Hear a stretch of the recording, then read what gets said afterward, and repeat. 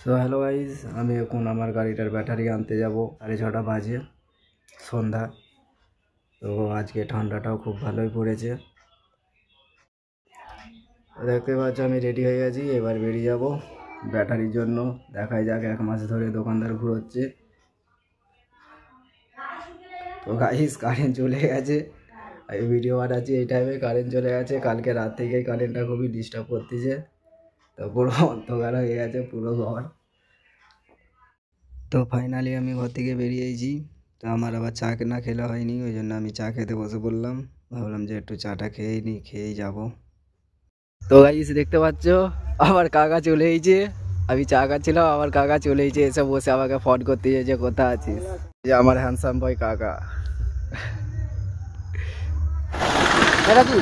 দেখুন গাইস, আপনারা দেখেলি আমরা এই সাম্পুর থানায় বাস করি, ঠিক আছে? বলো কাকা, বলে যাও।